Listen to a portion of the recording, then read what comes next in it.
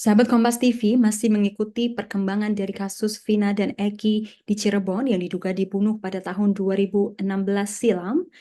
Publik kembali menyoroti kemunculan Ibtu Rudiana yang terlihat berziarah ke makam Eki bersama dengan kuasa hukumnya pasca munculnya pengakuan dari saksi kasus Vina yakni Dede dan Liga Akbar terkait dengan BAP yang mereka berikan pada 8 tahun silam. Lantas sebenarnya apa emosi dan pesan yang ingin disampaikan oleh Ibtu Rudiana dalam kemunculannya kembali ke publik beserta dengan pesan dan emosi yang akan disampaikan oleh Dede dan Liga Akbar dalam pengakuannya? Sudah bergabung bersama dengan saya pakar mikroekspresi Bapak Dodi Triasmara.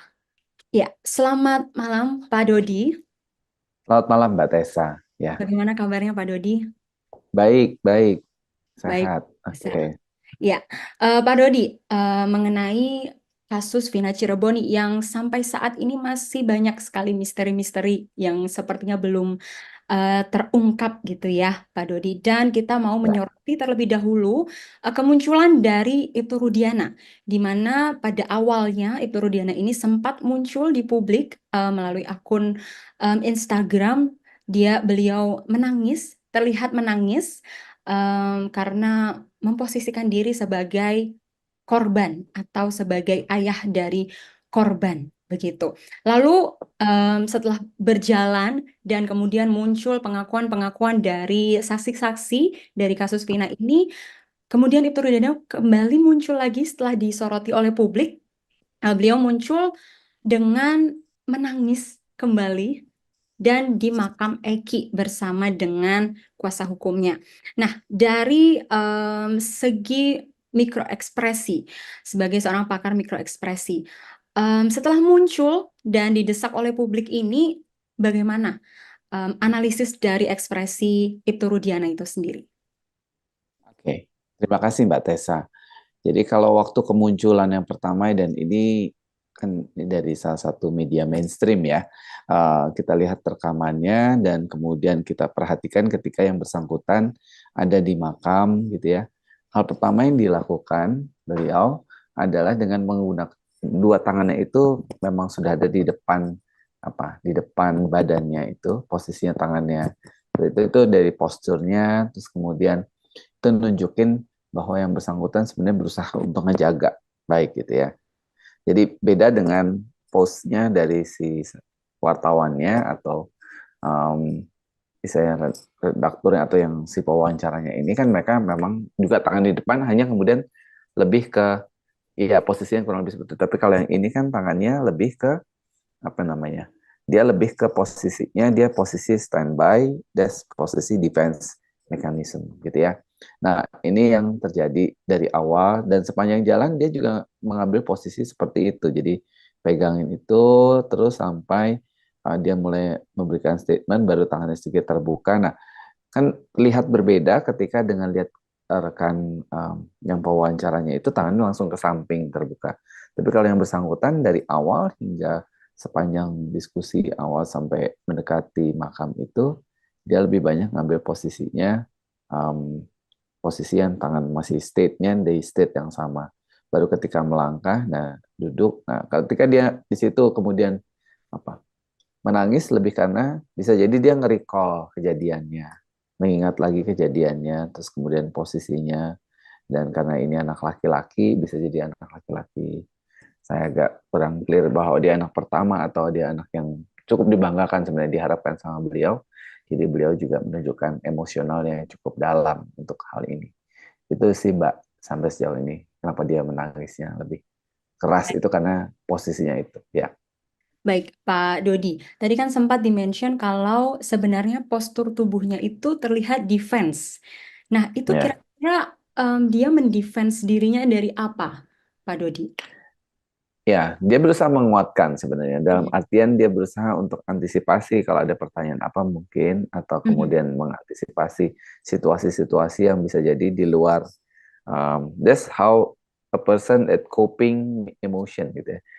Coping untuk dia punya pressure-nya. Nah, itu kan kelihatan wajahnya kan bukan wajah yang happy. Ya, kalau orang ada di situasi seperti ini juga saya yakin tidak hanya dengan Mas Rudiana ya, tapi bisa jadi dengan siapapun juga situasinya bisa jadi apa? Tidak membuat dia merasa nyaman lah titiknya. Kira-kira seperti itu sih Mbak. Hmm. Baik. Nah, ini yang menarik buat saya ya, Pak Dodi, karena kan Ibtu Rudiana ini terlihat menangis. Nah, Ya, tangisannya itu yang disertai dengan adanya defense dari pressure ya, yang diberi ya, itu, apakah ada kaitannya dengan sebenarnya dia ini punya sesuatu yang dia berusaha untuk jaga, atau dia berusaha untuk defense itu sendiri, Pak? ya. Kalau mau tahu lebih lanjut kan mesti digali dari yang bersangkutan ya Mbak ya. Itu satu. Terus yang kedua adalah kemudian ada sesuatu yang kemudian dia covering up bisa jadi itu kan pendapat orang. Nah, hanya kemudian yang pasti ketika di sini dia menunjukkan dan dia mencoba menyampaikan lewat doa-doanya beliau itu bahwa dia akan memperjuangkan keadilannya untuk anaknya kan seperti itu ya. Um, yang kemudian juga divalidasi lagi dengan dia sampai menangis, mengekspresikan, berusaha mengekspresikan bagaimana dia punya kedukaan yang cukup dalam ke anaknya gitu kan ya. Jadi um, ya kalau memang tidak secara spesifik kedengaran bagaimana dia menyampaikan itu hanya posisinya dia itu lebih ke this is not a good condition, this is not a good situation buat dia untuk menyampaikan atau menceritakan itu. Hanya kemudian ya dia melepaskan dia punya apa namanya dia punya kesedihan, dia punya kekecewaan, atau juga dia punya ketakutan. Jadi semuanya sepertinya campur aduk, Mbak, di situasi ini, gitu ya.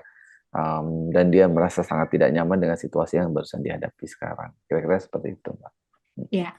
Berarti kan pada dasarnya begitu ya Pak. Ini ada Hmm, banyak sekali emosi yang ya, dikeluarkan oleh itu Rudiana ya, di makam itu di saat dia ya, bersama-sama dengan kuasa hukumnya. ya. Lalu dari ekspresinya itu Pak, kalau misalnya kita bandingkan dengan pada saat dia pertama kali muncul di publik, pada saat dia terlihat menangis juga di dalam video, dan beliau ini masih menggunakan atribut polisi saat masih Ya. menggunakan seragam kepolisian. Nah, itu apakah kalau dibandingkan tangisannya itu apakah sama atau sepertinya lebih terpressure begitu, Pak, di yang baru-baru saja ini? Ya, kalau apa ya? Memang komparasinya karena sekuensnya agak beda nih ya, sekuensnya beda yang bisa kalau bisa jadikan komparasi istilah saya kalau dua-duanya lagi pakai baju seragam gitu ya, terus kemudian yang satu lagi di depan publik atau depan apa wartawan media, yang satu lagi juga ini kan sebenarnya di depan media hanya dengan dia pakai kostumnya atau dia pakai di sini yang di makam itu kan dia dengan pakai pakaian bebas, bukan pakai pakaian PDH ya. Jadi rasa-rasanya dengan menggunakan pakaian itu seseorang kan biasanya terus kemudian merepresentasikan apa yang dia kenakan gitu kan. Nah, itu dia jaga lebih bisa jadi akan sangat menjaga sikap, menjaga itu. Jadi karena otomatis kan framingnya secara nature-nya orang biasanya apalagi dia ini adalah angkatan gitu kan. Jadi posisinya pasti akan jadi sangat berbeda. Hanya kemudian bahwa dua-duanya menunjukkan satu sisi emosional yang itu yang tidak lepas dari seorang manusia siapapun itu ya. Jadi kalau ditanya ukurannya kembali, ukurannya nangisnya apakah gimana gimana, agak agak jadi challenge tersendiri untuk bisa mana yang lebih dalam sedihnya atau mana yang lebih mencerminkan apa. Nah, itu yang bisa dilihat atau kemudian bisa diverifikasi lebih lanjut ketika pertanyaan dilempar sama. Jadi kita ada satu titik yang sama yang sebenarnya disusun sehingga kita bisa lakukan sebuah komparasi atau perbandingan. Kira-kira gitu, Mbak. Iya, Pak. Kalau tadi kan kita fokus kepada tangisannya, bentuk tangisannya begitu. Iya, Jadi ya.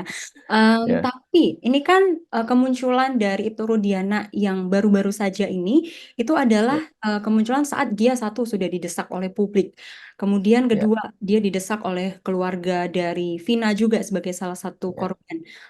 Kemudian dia juga mendapat desakan juga karena ada salah satu saksi yaitu Dede yang hmm, kemudian memberikan pengakuan kalau BAP-nya pada saat itu adalah suruhan dari Aib dan juga Ibtu Rudiana. Nah, apakah pada saat kemunculan di publik ini, Pak, yang pada saat Ibtu Rudiana ada di makam ini, itu terlihat lebih ke emosi saat dia merecall kembali masa-masa dia kehilangan anaknya, atau memang juga masih terlihat kalau dia ini menyembunyikan sesuatu dan membuat-buat tangisan ataupun emosi itu. ya, itu akhirnya membuat orang jadi bisa pada satu titik posisi untuk bisa melakukan, let's say, we'll call it, namanya memberikan opini ya, Mhm. pendapat seperti itu.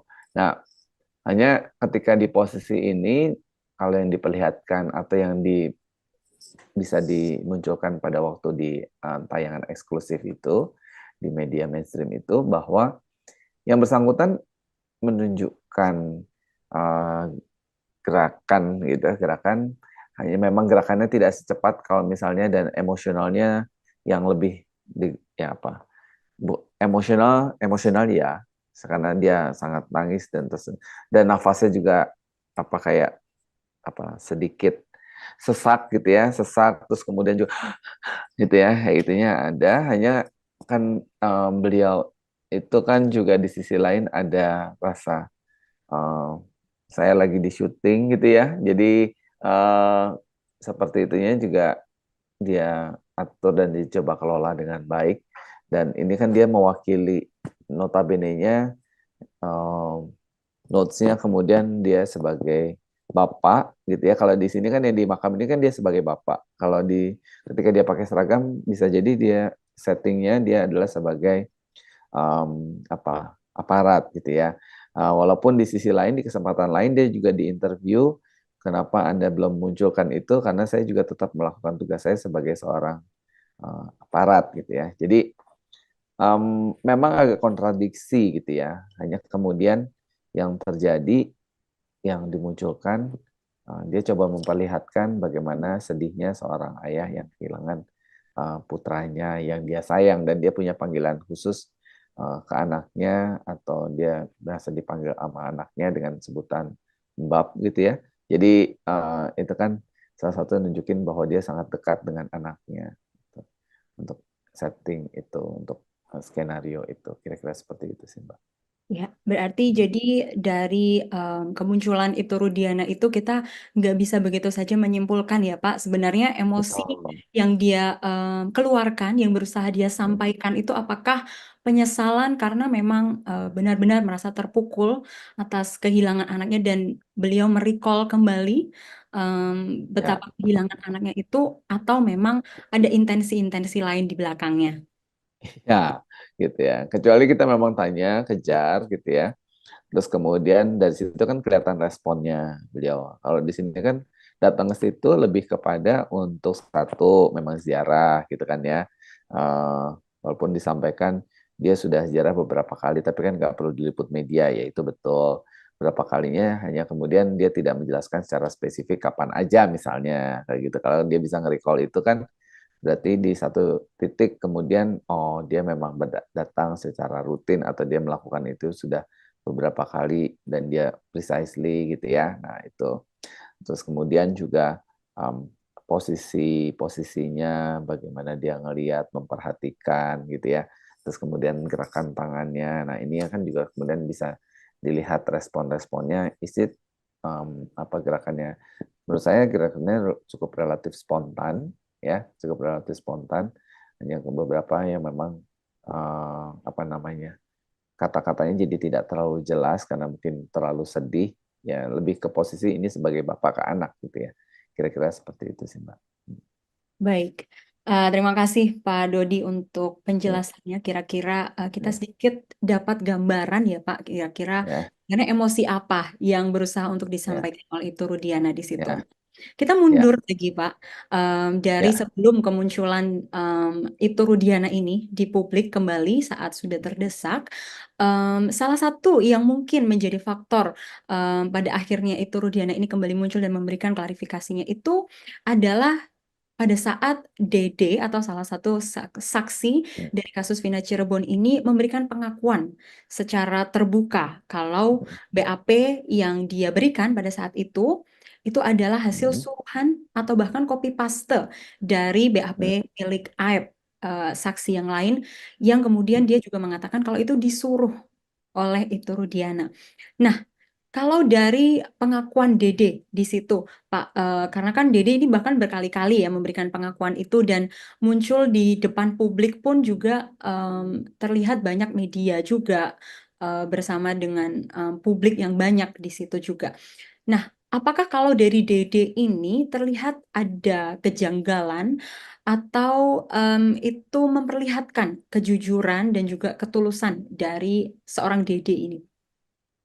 Ya, kalau dari video yang saya terima gitu ya, yang pertanggal 22 Juli 2024 itu, di mana dia diminta membuat kayak semacam statement gitu ya, di hadapan publik, dipandu atau didampingi sama ada beberapa beberapa kuasa hukum atau penasihat hukum yang ada di situ.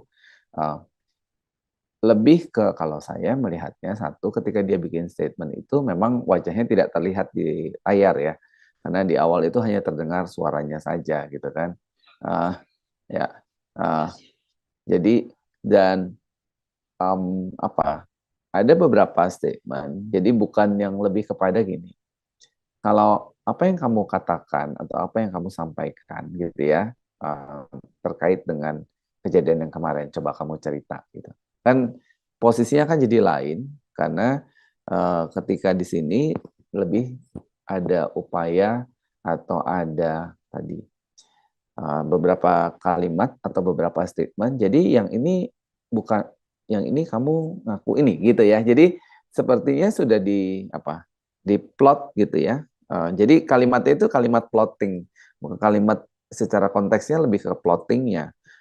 Bukan upayanya dari si Mas Dedenya sendiri. Kalau di video ini ya, bukan dari Mas Dedenya sendiri yang memang bilang bahwa begini begini begini. Kira-kira seperti itu.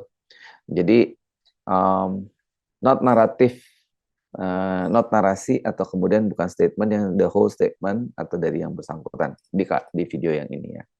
Nah, itu yang kemudian lebih Mas Dede ini lebih banyak melakukan konfirmasi, iya saya gini, oke, saya bersedia Pak. Jadi kalimatnya itu lebih pendek-pendek ya.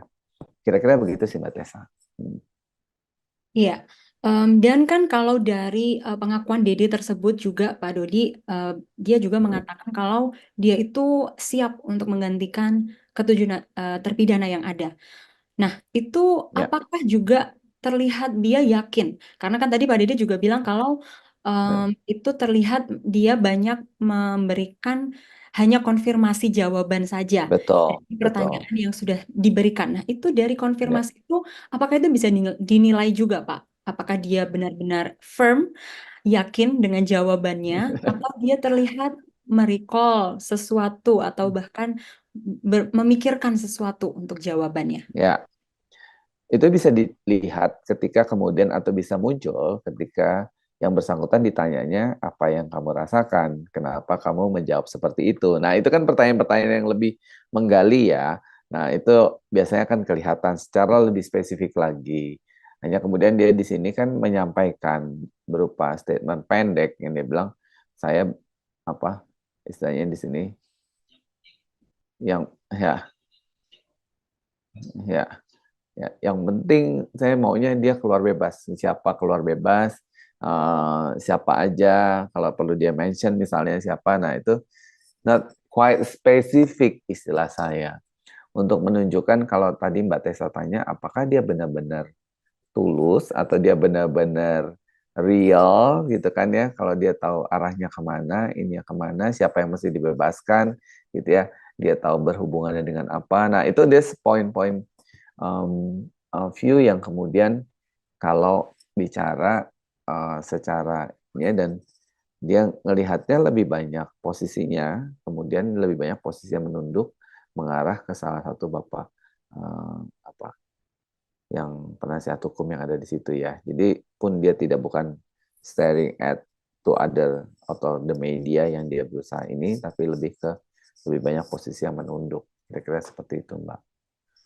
Iya, kalau dari gestur menunduknya itu ya Pak, karena kan Hmm, kita pasti bisa lihat juga gitu ya Pak, hmm, dengan dia menunduk dan dia lebih banyak melihat ke arah kuasa hukumnya. Nah, itu ya, apakah kita bisa melihat juga kalau misalnya dia ini seakan-akan meminta konfirmasi dari ya, jawaban yang dia berikan supaya dia tidak salah ngomong gitu Pak? ya.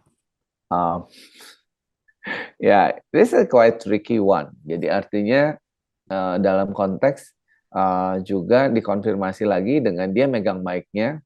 Kalau kita perhatikan, yang satu megangnya dengan satu tangan, ya, kuasa hukum. That's confidence level, benar ya? That's confidence level. Kalau kita merasa cukup nyaman dan bisa mengendalikan situasi, kondisi, maka dia akan biasanya. Dan kalau di sini Mas Dede-nya, gitu kan, ya, itu pegangnya dengan dua tangan, gitu ya.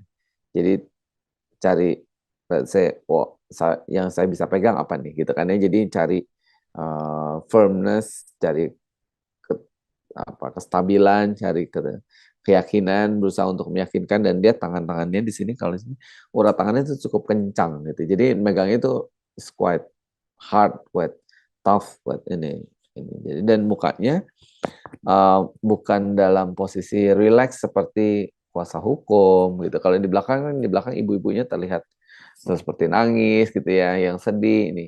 Nah, ini Mas Dede tidak dalam satu kondisi dari apa namanya? Yang dari kuasa hukum, atau seperti ibu di belakang yang nangis yang penuh kenapa? Sedih dan segala macam gitu ya. Jadi dia lebih tegang, tense gitu ya, karena ada khawatiran sendiri yang dia hadapi, sepertinya gitu sih, Mbak. Ya, berarti Dede ini terlihat ada pressure begitu ya Pak ya. Dia terlihat ada tekanan itu ya. Ya, dan lihat mukanya sama sekali nggak ada, let's say apa, Hmm. sedih gitu ya, atau ketika ditanya, ya orang kan nanti ini yakin loh ini kan ada takut nih, nggak, tapi lebih ke saya tarik, tegang, kencang, dan saya ngelihatnya dia cenderung lebih ke kayak apa, that's expressionnya more on anger, anger state gitu ya. Jadi kira-kira bayangannya seperti itu. Nah, dan beberapa kali dia menghela nafasnya, terus kemudian baru ditutup terakhirnya ketika tangannya ditepuk-puk itu, some like is kinda apa, simbol atau ditepuk-tepuk itu untuk ya, this is your time to do another things gitu ya. Jadi uh, dan dia ketrigger di situ, dan dia terus kemudian kayak jadi sedih. Nah, di titik itu baru dia kemudian berubah jadi sedih gitu ya. Uh, itu yang terjadi dengan Mas Dede. Ya, Ya, kira-kira gitu. berarti memang terlihat emosi yang juga dikeluarkan oleh Dede saat dia mengaku ini juga lumayan complicated begitu ya Pak Dodi ya. Ya, Karena ya, ya, entah apa yang terjadi sebenarnya, tapi dari pengakuan Dede ini jelas dia masih memperlihatkan banyak sekali emosi. Dan yang ya. terakhir, Pak Dodi, Hmm, selain juga Dede, ini ada juga Liga Akbar yang kemudian juga memberikan pengakuan. Nah, kalau dari hmm. pengakuan Liga Akbar ini, apakah dia ini terlihat lebih percaya diri dengan statementnya dibandingkan dengan Dede saat memberikan pengakuan, Pak? Ya, Mas Liga Akbar di awal dia ketika ditanya sama salah satu eh, wartawan, dia bilang, "Nah, saya mau si kuasa hukum saya ngomong dulu," gitu kan? Artinya dia quite harsh, quite sangat tidak nyaman gitu ya, seperti ada yang apa, seperti ada yang membuat dia sangat tidak nyaman di posisi itu, udah pasti, dan juga dia ngerasa bahwa eh, ya jangan saya dulu, dia pengen dengar dulu dari statement dari orang gimana ngeresponnya gitu. Jadi itu yang dia dia coba cari komparasi atau konversinya nanti supaya saya bisa memberikan statement yang lebih pas gitu ya. Kira-kira begitu sih Mbak. Jadi nunggu dengerin dulu si penasihat hukumnya sampaikan apa, baru dia kemudian mengkonfirmasi. Dan Mas Liga juga lebih ke bukan hal detail yang dia sampaikan sebenarnya, tapi lebih kepada sifatnya bisa mau on apa berusaha lebih statementnya lebih ke arahnya ke pendek-pendek ya gitu ya, kira-kira seperti itu sih. Baik, dan berarti dengan dia itu meminta konfirmasi dulu begitu ya Pak ya, atau dia justru malah menunggu dulu gitu untuk pihak kuasa hukumnya memberikan statement terlebih dahulu. Apakah berarti bisa disimpulkan juga kalau dia ini takut gitu Pak untuk memberikan statement terlebih dahulu? Ya, kan ada orang yang tidak cukup confidence untuk bisa bicara speak firmly. Seperti misalnya Mbak Tessa langsung nanya gitu ya. Jadi kan ada orang yang cukup confidence untuk bisa langsung menyampaikan itu, tapi ada orang yang cukup menunggu orang dulu ngelihat gimana ini baru kemudian dia ini. Nah, itu butuh pancingan dulu untuk bisa benar-benar bicara, dan kemudian juga statementnya sifatnya global gitu kan ya. Statement yang disampaikan si Mas Akbar ini lebih umum dan kemudian juga tidak menjelaskan satu secara spesifik, kurang lebih kalau itu yang bisa saya sampaikan sih Mbak. Ya saya akan coba bela kebenaran yang kayak gitu-gitu ya, jadi dengan sangat umum sekali. Berarti lebih nggak ada istilahnya statement spesifik yang berusaha untuk dijelaskan oleh Mas Liga Akbar ini sendiri ya Pak Dodi ya. Dan kalau kita lihat lagi secara lebih detail gitu ya Pak, mungkin dari adanya gestur tubuhnya dia, mulai dari bagaimana cara dia duduk dan sampai dengan mungkin perputaran bola matanya begitu Pak. Itu ada nggak yang bisa kita simpulkan atau kita lihat dari situ Pak? Ya, menarik karena Mas Akbar itu cenderung posisinya state-nya stabil ya. Hanya itu nggak berubah sama sekali. Dan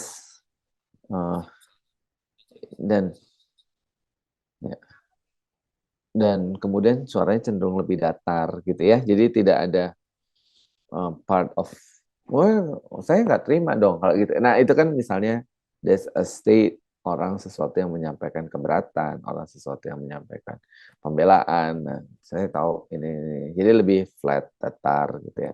Itu dari suaranya. Terus kemudian dari konteks ininya juga ya lebih ke this is the right answering or not gitu. Jadi pergerakan bola mata itu just cuma mau confirming ya ya ya ya. Dan dia cek the feeling ketika gerakan matanya turun ke bawah. Kalau dari seberang kita berarti ke kiri bawah untuk cek am I doing the right things, atau waktu itu rasanya gimana ya ketika dia nyampe itu. Dan sekarang lebih tepatnya sekarang itu dia rasanya gimana, kenapa dulu dia begitu ya, kira-kira gitu. Jadi back and forth soal dia bagaimana, apa yang dia rasakan gitu ya. Ya. Kira-kira gitu sih Mbak. Baik Pak Dodi, jadi memang ada beberapa perbedaan ya. Kalau misalnya kita komparasikan antara Ibtu Rudiana kemunculannya ke publik dengan Saudara Dede dan juga Saudara Liga Akbar dalam memberikan pengakuannya. Ya, terima kasih Pak Dodi untuk waktunya. Sudah berbincang bersama dengan Kompas TV untuk kita bisa sedikit menilik ekspresi yang ditampilkan oleh Ibtu Rudiana, Saudara Dede, dan Liga Akbar. Terima kasih Pak Dodi. Terima kasih Mbak. Selamat malam. Di antara banyak sumber informasi, kami layak dipercaya karena kami menggali lebih dalam, berpihak pada kebenaran, berpegang pada data dan fakta, Agar layak, Anda jadikan referensi. Kompas TV, independen, terpercaya.